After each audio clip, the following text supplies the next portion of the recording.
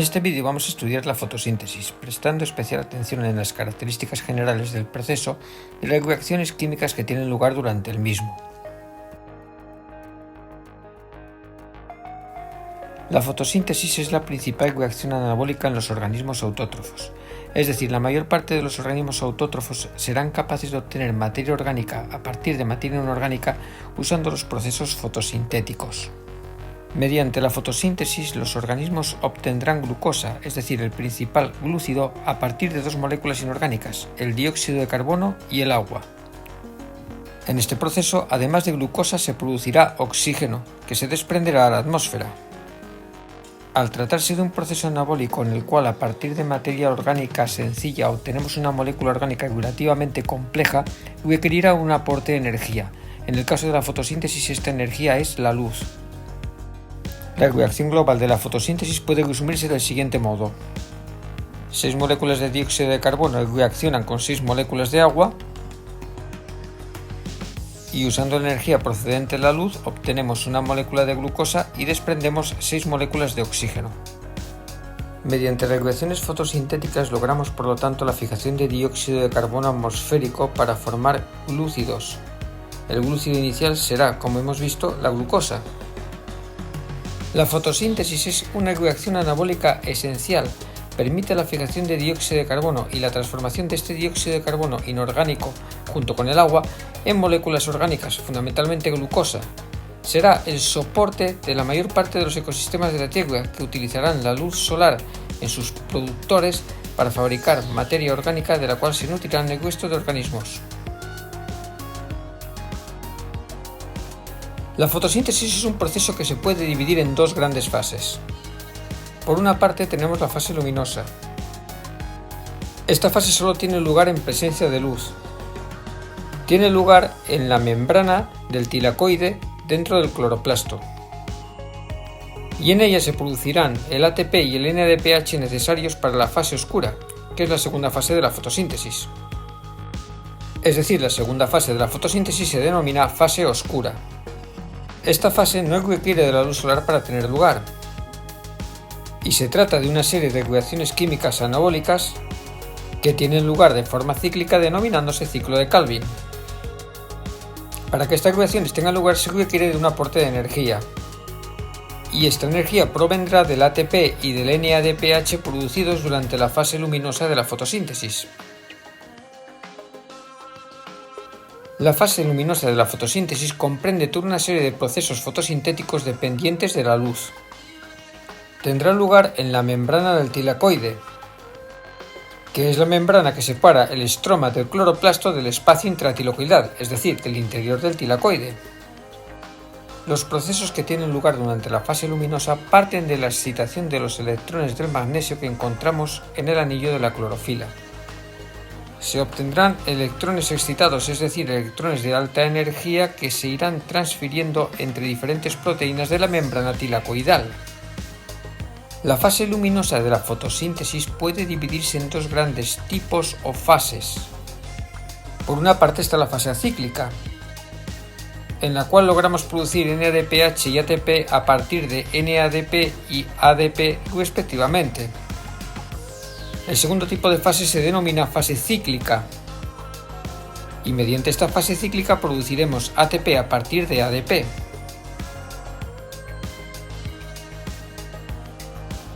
La presencia de dos fases es esencial, porque en el ciclo de Calvin que tiene lugar en la fase oscura se requiere mayor cantidad de ATP que de NADPH, por lo que debe haber una fase que permita generar ATP y que no se produzca NADPH para evitar una descompensación.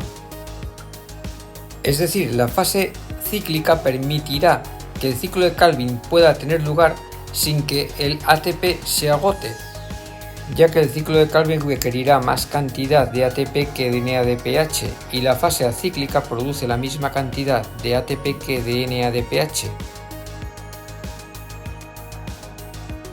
Comencemos por lo tanto analizando la fase acíclica. La fase acíclica hará uso de dos transportadores dependientes de luz solar, denominados fotosistemas, y que serán el fotosistema 1 y el fotosistema 2. La transferencia de electrones comenzará en el fotosistema 2 e implicará la hidrólisis de una molécula de agua. La hidrólisis de la molécula de agua producirá oxígeno y protones. El movimiento de electrones a través de diferentes transportadores acabará generando un gradiente de protones. La proteína aceptora final de electrones en la fase acíclica es una reductasa, y de esta manera a través de la fase acíclica obtendremos ATP derivado del gradiente de protones y obtenido a través de las partículas FO, F1, y NADPH obtenido a partir de NADP y por la acción de la enzima reductasa. La fase acíclica comienza cuando la luz incide sobre el fotosistema 2 excitando los electrones de los átomos de magnesio de la clorofila. Estos electrones excitados acabarán transfiriéndose al agua. De esta forma, el agua se hidrolizará liberándose protones y moléculas de oxígeno. La hidrólisis del agua provocará que en el interior del tilacoide se acumulen 2 protones. Esto comenzará a generar un gradiente de protones entre el espacio intratilacoidal y el estroma. La hidrólisis del agua provocará que el fotosistema 2 gane 2 electrones de alta energía que serán transferidos a la plastoquinona. Tras recibir los electrones del fotosistema 2, la plastoquinona capta 2 protones del estroma del cloroplasto. Ahora la plastoquinona entrará en contacto con el citocromo B6F y le cederá los 2 electrones. Al ceder los electrones al citocromo B6F, la plastoquinona deberá también liberarse de los 2 protones que ha captado en el estroma, pero en este caso los liberará en el espacio intratilacoidal, promoviendo de nuevo el gradiente de protones entre el estroma y el espacio intratilacoidal.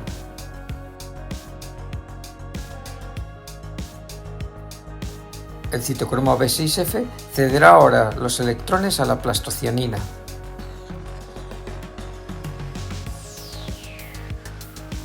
La plastocianina ahora entrará en contacto con el fotosistema 1 cediéndole sus electrones.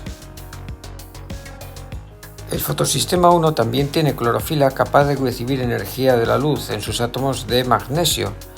De esta forma aumentará la capacidad de transmisión de electrones. Es decir, volvemos a tener electrones de alta energía que ahora pasarán del fotosistema 1 a la ferroedoxina.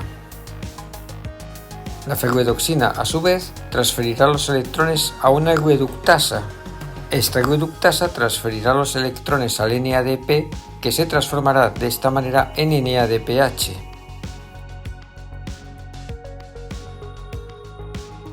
En todo este proceso, en toda la cadena de transporte de electrones, además de generar NADPH, habremos conseguido establecer un gradiente de protones entre el espacio intratilacoidal y el estroma, de forma que los protones se encuentran mucho más concentrados en el interior del tilacoide, es decir, en el espacio intratilacoidal. Estos protones se transportarán a favor de gradiente desde el espacio intratilacoidal al estroma a través de las partículas FO, F1. Este movimiento de protones generará una fuerza denominada proton motriz que será usada para transformar ADP en ATP, es decir, para realizar una fosforilación oxidativa, obteniéndose de esta manera también ATP. El resultado final de la fase acíclica, después de toda la transferencia de electrones en una sola cadena, será la obtención de un NADPH a partir de un NADP y de un ATP a partir de un ADP. Es decir, obtendremos finalmente un NADPH y un ATP tras toda la transferencia de electrones a lo largo de la ruta de la fase acíclica. Pasemos ahora a analizar la fase cíclica dentro de la fase luminosa de la fotosíntesis. La fase cíclica usa solo uno de los 2 fotosistemas, concretamente el fotosistema 1. En este caso no hay hidrólisis de una molécula de agua y se parte de un fotosistema 1 previamente excitado con electrones. El movimiento de electrones en la fase cíclica provocará un gradiente de protones entre el estroma y el espacio intratilacoidal. Además, en la fase cíclica no se transferirán los electrones a la reductasa, ya que no se va a generar NADPH. Finalmente, gracias a este proceso se obtendrán ATP ATP que se fabricará gracias a las partículas FO, F1, gracias al gradiente de protones generado durante la transferencia de electrones. Se requerirán alrededor de 2 vueltas al ciclo completo para generar una molécula de ATP. La fase cíclica comienza, como hemos indicado, con un fotosistema 1 que previamente ha sido cargado con electrones. El efecto de la luz sobre los átomos de magnesio de la clorofila se transferirá de forma que estos electrones ganarán energía, de forma que los electrones de alta energía se transferirán a la ferroedoxina. Pero en este caso la ferroedoxina no cederá sus electrones a la reductasa, sino que se los cederá a la plastoquinona. Al cargarse con 2 electrones, la plastoquinona deberá captar, asimismo, 2 protones del estroma del cloroplasto. La plastoquinona cederá sus electrones al citocromo B6F.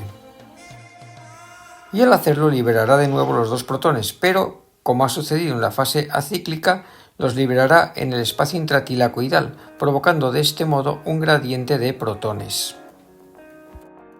Para acabar de completar el ciclo, el citocromo B6F cederá los electrones a la plastocianina. La plastocianina entrará en contacto con el fotosistema 1 y le cederá los electrones, volviendo así al punto inicial de la fase cíclica. En cada vuelta del ciclo habremos conseguido transferir 2 protones desde el estroma hasta el espacio intratilacoidal. Se generará, por lo tanto, un gradiente de protones. Los protones regresarán al estroma a través de las partículas FO, F1. Esta fuerza protomotriz será aprovechada de nuevo para transformar un ADP en un ATP. Se estima que se necesitan 2 vueltas completas a la fase cíclica para generar un gradiente de protones suficiente como para que se pueda generar un ATP a partir de un ADP en las partículas FO, F1. Es decir, el resumen final de la fase cíclica nos dirá que 2 vueltas a esta fase conseguirán la energía suficiente para generar un ATP. Ahora pasamos a estudiar la fase oscura, que tendrá lugar gracias a la energía que se ha generado durante la fase luminosa, es decir, gracias al ATP y al NADPH producidos durante la fase luminosa. La fase oscura cuenta con una serie de reacciones químicas cíclicas, denominadas ciclo de Calvin. Durante estas reacciones químicas se produce la fijación de dióxido de carbono atmosférico, y el resultado final de las mismas será la fabricación de moléculas de glucosa. Se requieren 6 vueltas al ciclo de Calvin para fabricar una molécula de glucosa, y durante estas 6 vueltas se consumirán 12 moléculas de NADPH que se transformarán en 12 moléculas de NADP y 18 moléculas de ATP que se transformarán en 18 moléculas de ADP. El hecho de que se necesite más moléculas de ATP que de NADPH en la fase oscura de la fotosíntesis es lo que justifica que, en la fase luminosa, se requiera una fase cíclica y una fase acíclica. La reacción química más importante de la fase oscura, es decir, del ciclo de Calvin, es, sin lugar a dudas, la primera reacción del ciclo. En esta reacción química, un glúcido con 5 átomos de carbono, denominado ribulosa 1,5-bisfosfato, se transformará en 2 moléculas de un glúcido con 3 átomos de carbono denominado 3-fosfoglicerato. Para ello requerirá de la adición de una molécula de CO2, es decir, es aquí donde se producirá la fijación de dióxido de carbono atmosférico. Se necesita además de la incorporación de una molécula de agua. Esta reacción es catalizada por el enzima ribulosa 1,5-bisfosfato carboxilasa oxidasa, más conocida por su acrónimo, Rubisco. Se trata del enzima más abundante de la biosfera. Analicemos ahora el ciclo de Calvin al completo. Partiremos de 6 moléculas iniciales de ribulosa 1,5-bisfosfato, que se transformarán en 12 moléculas de 3-fosfoglicerato. Esta reacción química es catalizada por el rubisco, por la ribulosa 1,5-bisfosfato carboxilasa oxidasa y requieren de la incorporación de 6 moléculas de dióxido de carbono y de 6 moléculas de agua. Las 12 moléculas de 3-fosfoglicerato se transformarán en 12 moléculas de 1,3-bisfosfoglicerato. Se trata de una reacción química catalizada por la enzima fosfogliceroquinasa y en la cual 12 moléculas de ATP se transformarán en 12 moléculas de ADP, produciéndose así la transferencia de grupos fosfato. Las 12 moléculas de 1,3-bisfosfoglicerato se transformarán en 12 moléculas de gliceraldehído 3-fosfato. Esta reacción es catalizada por la enzima gliceraldehído 3-fosfato deshidrogenasa. Para que tenga lugar deben consumirse 12 moléculas de NADPH que se transformarán en 12 moléculas de NADP. Además se liberarán 12 grupos fosfato. De estas 12 moléculas de gliceraldehído 3-fosfato, 2 serán usadas para formar una molécula de fructosa 1,6-bifosfato. La adición de 2 moléculas de agua y la liberación de 2 moléculas de fosfato harán que la fructosa 1,6-bifosfato pueda transformarse en glucosa. Vemos entonces cómo 6 vueltas al ciclo han logrado formar una molécula de glucosa. Y con las 10 moléculas de gliceraldehído 3-fosfato que nos quedaban, debemos completar el ciclo. De forma que estas 10 moléculas de gliceraldehído 3-fosfato se transformarán en 6 moléculas de ribulosa 5-fosfato.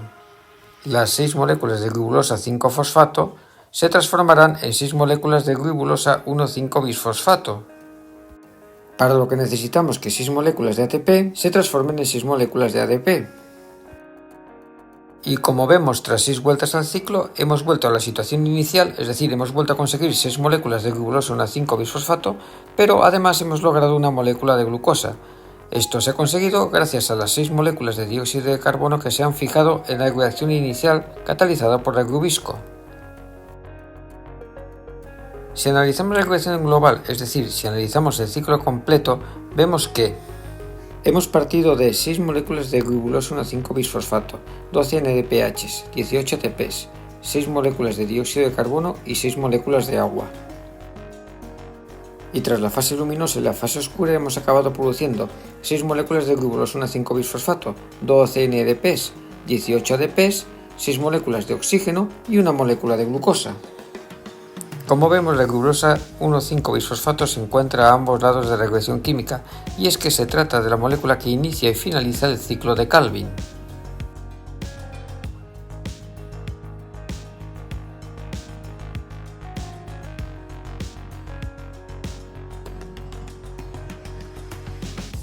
Los 12 NADPH han sido producidos exclusivamente dentro de la fase acíclica en la fase luminosa de la fotosíntesis.